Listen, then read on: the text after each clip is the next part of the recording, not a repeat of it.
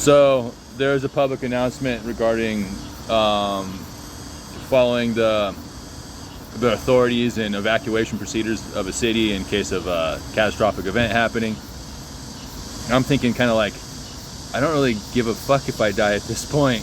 Whether I live or die, it really doesn't matter to me. So it's kind of funny because I'm like sitting there thinking, when I was a kid, I grew up in like high desert, and we had chaparral, and it was all super dry stuff, tinder. And we'd have these winds that would come through, these Santa Ana winds that come through at 70 miles, sometimes 100 miles an hour on bad days during the fall, which was fire season. And so you'd get these fires that would blow faster than sometimes your car could drive down the freeway. You know, it'd be blowing, these flames would be blowing 30, 40 miles an hour across the chaparral. And I'm kind of like laughing because that, you know, that was like Armageddon. There'd be times where the entire mountain range in front of you would be on fire. You'd be surrounded with fire all around you, and you'd barely be able to get out in time before the one exit you had was a you know, a highway or a road that would basically become engulfed in flames, so where you couldn't drive through it without melting your tires or melting part of your car.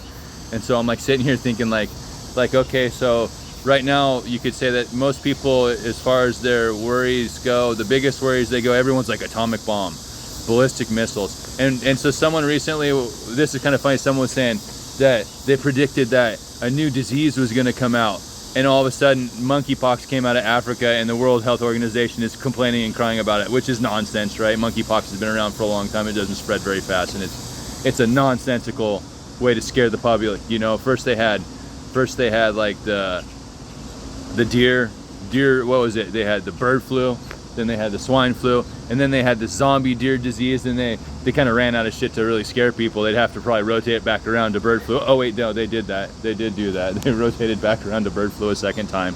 But anyways, you know, the biggest fear that people typically have is like surface-to-air missiles, well, surface-to-surface missiles like ballistic missiles, intercontinental ballistic missiles, nuclear missiles, and stuff like that. So I'm kind of laughing because the authorities are like, they're saying like, follow the evacuation procedures. I'm going, are the evacuation procedures outside of the city?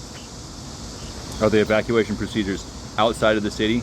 Are they something according to, you know, do you have to leave the city if a potential nuclear bomb is going to hit? Or do I have to actually care? Or can I actually watch one of the biggest fireworks in the history of mankind go off before I get engulfed in the flames? I'm just kind of laughing because they're like, please follow the procedures of evacuation. I'm like, what if I don't care if I die? Do I have to evacuate? Does it matter? I think it's kind of a funny thought.